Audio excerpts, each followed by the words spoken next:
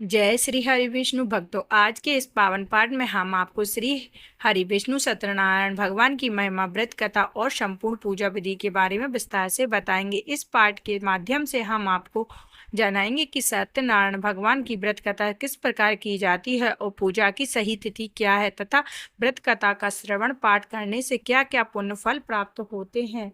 और साथ ही हम आपको बताएंगे कि पूज्य गुरुदेव के श्री मुख से श्री सत्यनारायण भगवान का दिव्य पाठ सुनाने आपको जा रहे हैं, इसलिए इस पावन कथा और पूजा विधि का लाभ प्राप्त। साथ ही वीडियो को अंत तक अवश्य देखें। चलिए तो स्टार्ट करते हैं।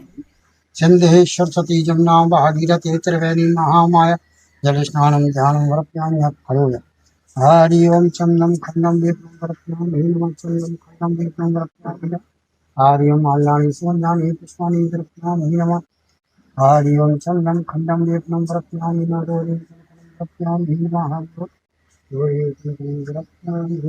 नमः ओम हरि ओम अक्षं वर्प्यामि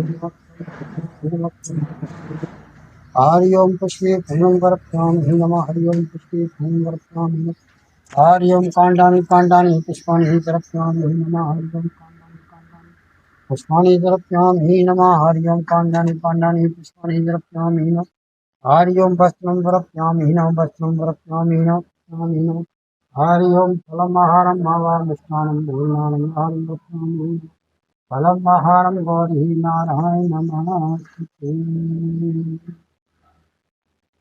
जलात्मन हाथ जोड़ो नमस्कार करोमि नमः। ओम 10 मिनट रख लिया।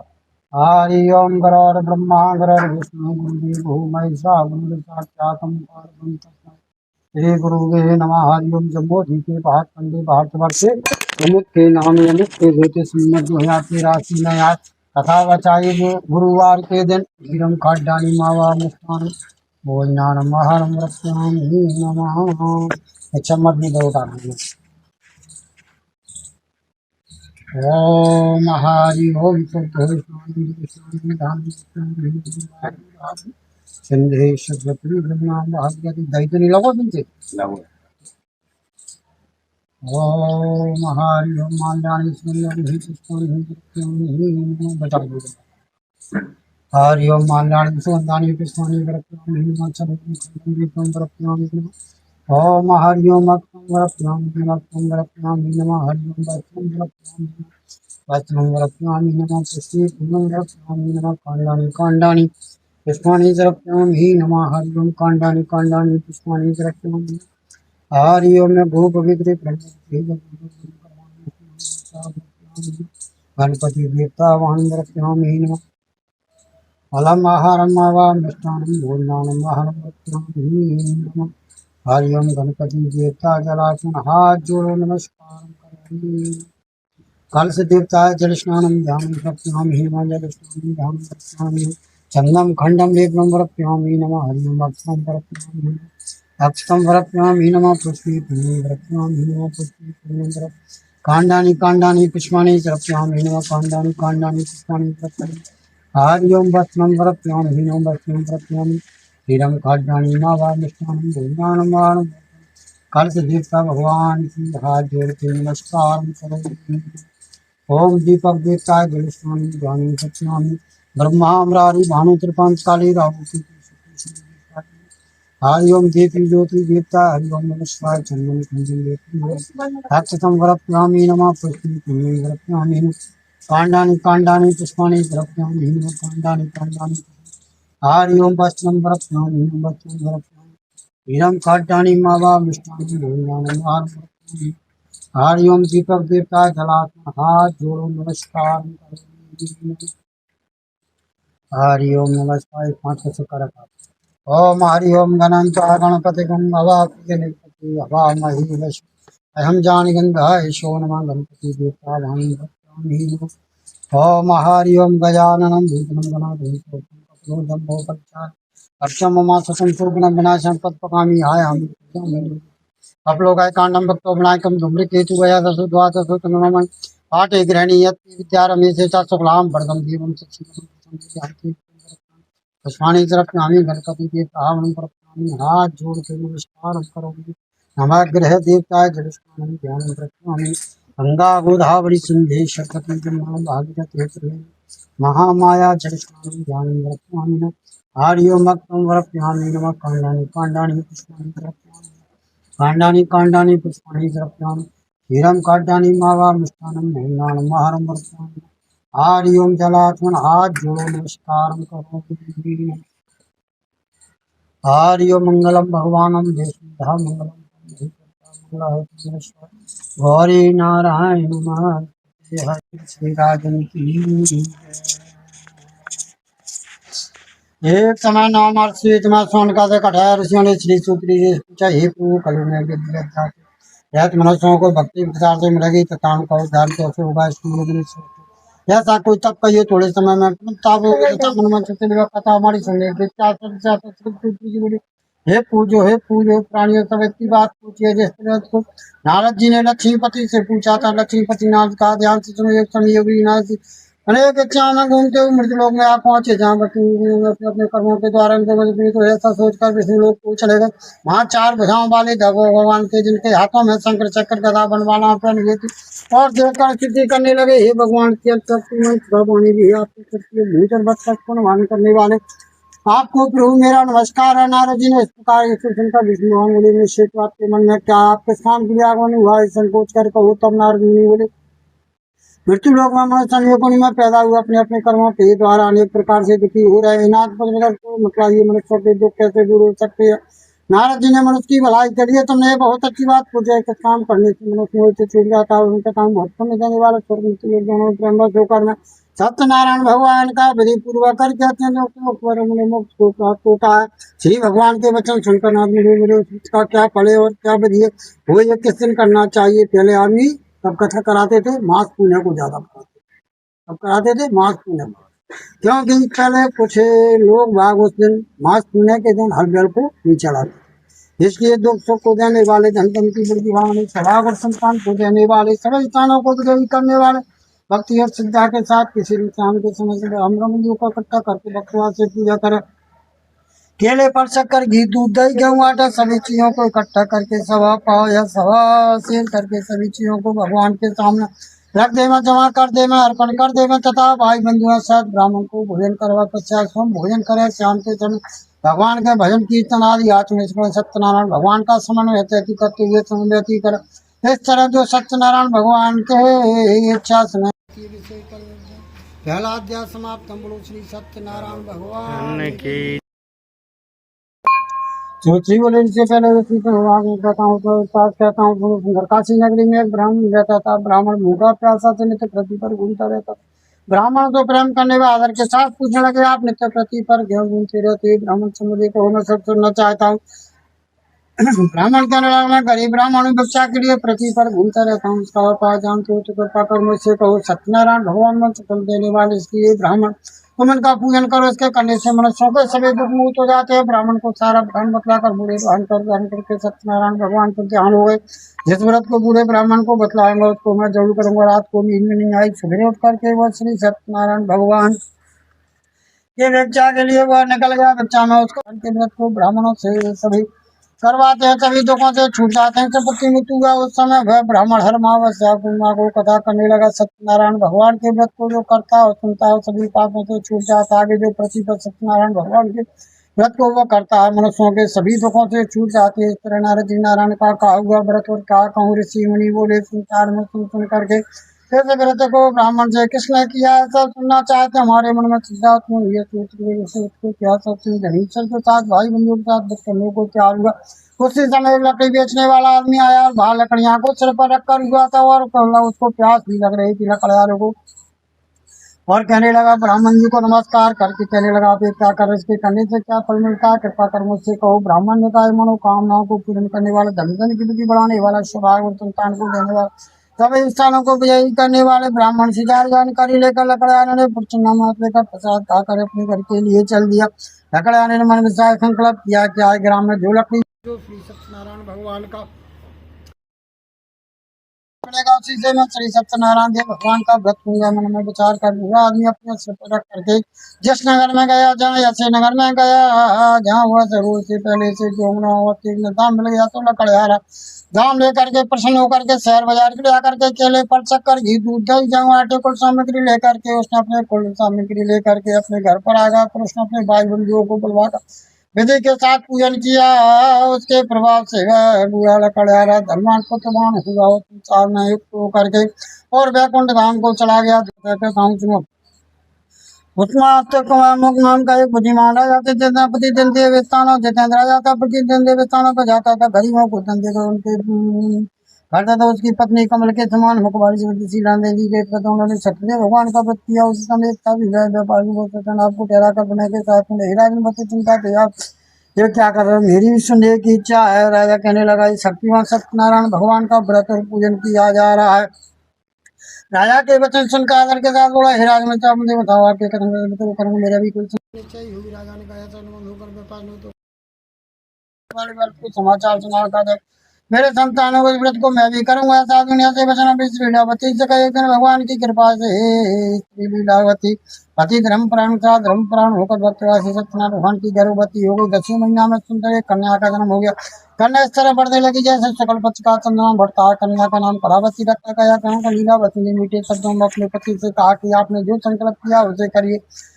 भगवान का संकल्प है और व्रत करिए, आप क्यों नहीं करना चाहते उसे करिए। ही गए साधु बोला कि हे प्रिय मैं के विवाह के समय करूंगे। इस तरह अपनी पत्नी को नगर के लिए लगाती बात हो नगर में सब्जियों के साथ खेलते हुए पुत्र को देख करके दूतों को बुलवा कर कहा पुत्री के बच्चे को करके वो तो देख कर ले आओ। साधु ने अपने आगे कहा दूर कंचन को नगर पहुंच गया। वहाँ बड़ी खोज बाल करके सुंदर लड़की के लिए लड़के को लेकर के अपने बेटे को आया और सुबह लड़के के साथ लड़की का विवाह के लिए तैयारी करने लगे और अपने घर आकर के लड़की का विवाह कर दिया। विवाह के समय भी कथा को करने भूल गए।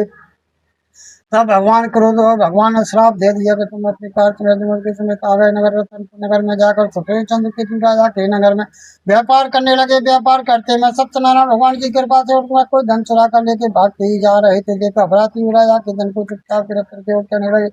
जमाई ने कहा अपने जो उनके पास दौड़ती बांध कर ले गए। प्रशंसा से दौड़ करके राजा के पास पहुंच गए। राजा ने कहा ने कठिन कारावास में डाल दिया और उनको जो धन चाहो सब छीन लिया। सत्यनारायण भगवान की कृपा से श्राप दे दिया। उनकी पत्नी भी घर पर है, दुखी हुई और घर में जो था सब चोर चुरा ले गए। मां की भूखते की चिंता में घर घर घूमने लगे। कलावती एक ब्राह्मण के घर पर गए। सत्यनारायण भगवान के व्रत को करते हुए देखकर कथा सुनी। प्रसाद खाया। रात को घर पर आई। माता ने कलावती से पूछा पुत्री तब तू तुम्हारे तेरे मन में क्या।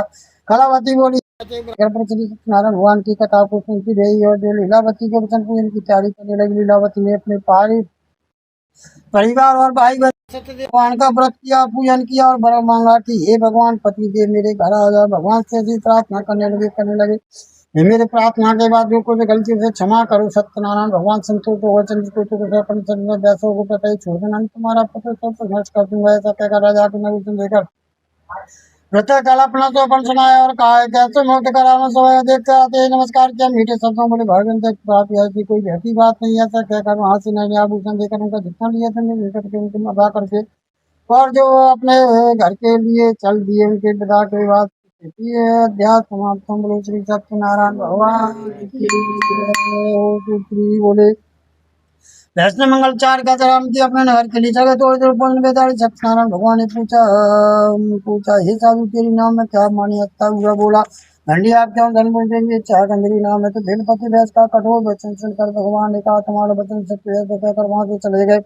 समुद्र के किनारे जाकर ठहर के जाने के बाद नीचे करने ऊंचे आपको ऊंचे कर आयन किया। नाम में हम बेलपति आदि के मुंह से काकर जमीन पर गिरा। मुझसे पड़ने पर उसको करने लगा तो उसके समान बोला कि यहाँ पे की बात रहती है कि शरण में चलना चाहिए तभी अपनी मनोकामना पूर्ण मत पहुंच गए। भक्तों से नमस्कार करके बोले जो सब वचन कहते क्षमा करो।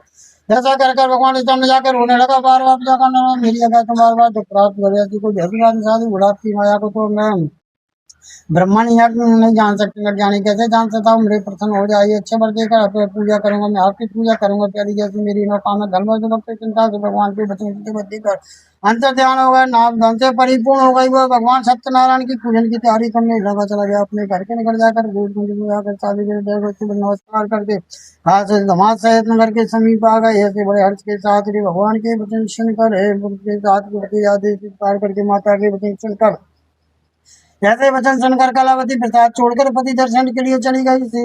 प्रसाद की आज्ञा के कारण भगवान ने सब को नष्ट कर दिया, इसलिए उसके पति को पानी में डुबा दिया और कहने लगी, हे प्रभु, मेरे परिवार से जो भूल चूक हुई उसे क्षमा करो। ऐसा कहकर भगवान के सामने जाकर रोने लगी, कहने लगी, जो कुछ मेरे हुआ देखकर बोला, हे प्रभु, मेरे इन वचन सुनकर सत्यदेव भगवान प्रसन्न हो गए और आकाशवाणी हुई, तेरी कन्या मेरे प्रसाद को छोड़कर दिल्ली पकड़ घर जाकर घर लौट कर आएगी, उस समय से पति मिल जाएंगे। ऐसी आकाशवाणी सुनकर कालावती ने घर पहुंच गए, सत्यनारायण फिर आकर के पति दर्शन हो गए, साथी भाई बंधु सत्यदेव भगवान का विजय के साथ पूजन किया। उस दिन पूर्णिमा को सत्यनारायण भगवान का पूजन करने लगे। श्लोक में सुख भोग करंत में वैकुंठ धाम को चला गए। चतुर्थी अध्याय समाप्त। श्री सत्यनारायण भगवान की ऋषि में आगे की कथा कहता हूँ। प्रजापालन राम का युग यही तो नाम का एक राजा था, उसने भी भगवान का प्रसाद त्याग कर बहुत दुख पाया। पर पशु चोरी के नीचे ग्वाल बाल भगवान बैठे हुए थे। ग्वाल बाल भगवान सत्यनारायण भगवान की कृपा से पाया। एक समय वन में जाकर पशु और मर के नीचे बैठे हुए, वहां आकर उसने ग्वाल बाल भगवान बंधुओं के सत्य भगवान का पूजा करते देखा। राजा से देख कर भी अम्बानी वहां से भी नहीं गया और न ही नमस्कार भी नहीं किया। ग्वालों ने भगवान का प्रसाद को सामने रखा हुआ है, प्रसाद को त्याग कर अपनी नगरी में जाकर के वहीं सब कुछ नष्ट पाया तो समझ गए कि सब कुछ भगवान ने किया था। उसको विश्वास हो गया। ग्वाल बाल के समय गए, विधि पूर्वक पूजन किया, प्रसाद पाया और पति दर्शन किए। जब कहने लगा भगवान से, भगवान ने जैसा आपकी कृपा से जैसा का वैसे ही होगा। दिन काल में शुभ होकर मने पर सर्वलोक चलो, जैसे कथा चलो व्रत को करेगा भगवान की कृपा से। धन की होती है, धन की बंदी बना से मुक्त होकर निर्भय हो जाता है। संतान से संतान प्राप्ति होती है, मनोरथ पूरा होता है, वैकुंठ धाम को जाता है। जिन्होंने इस व्रत को किया, दूसरे जन्म की कथा कहता हूँ। ब्राह्मण की सुना यहाँ के जन्म लेकर मुझको पाप मामी राजा दशरथ वैकुंठ धाम को प्राप्त हुआ। साधु नाम वेद मूर्ख कर देश कथा के लिए कथा करवाता। क्षीर सागर को प्राप्त की महातल भुवनेश्वर होकर भगवान ने भक्त युक्त कर्म को मोक्ष प्राप्त किया। देश कथा के लिए संता करवाती, मनोकामना पूर्ण होती है। 5वां अध्याय समाप्त। सत्यनारायण भगवान की जय। बोले श्री राम जय राम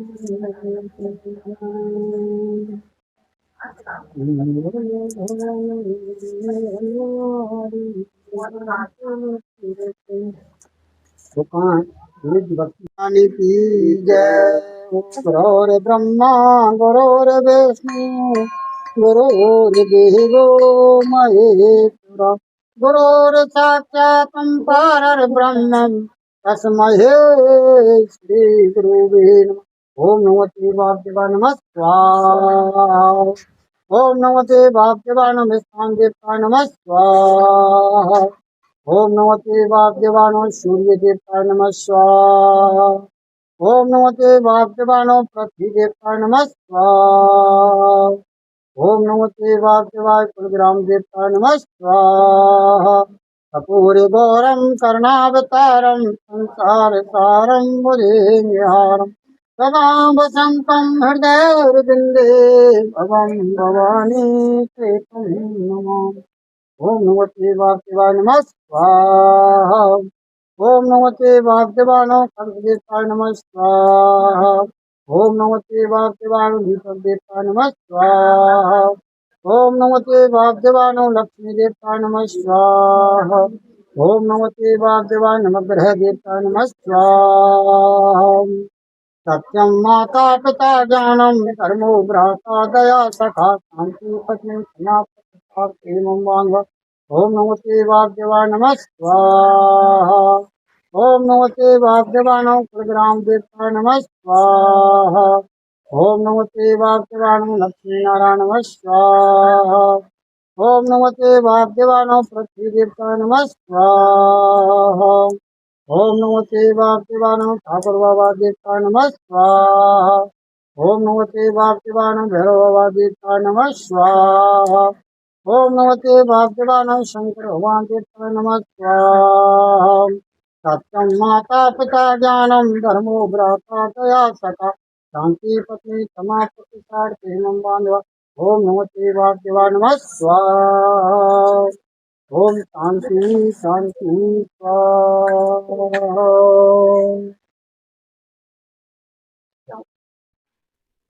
अब देखिए होम करने के बाद लास्ट में हमें भोग लगाना है और सत्यनारायण भगवान के लिए प्रार्थना करना है और अपनी मनोकामना को बोलते हुए। तो चलिए हमारी जो सत्यनारायण की कथा है वो अंत होता है। वीडियो अच्छी लगी हो तो वीडियो को लाइक करें और चैनल को सब्सक्राइब करें। धन्यवाद।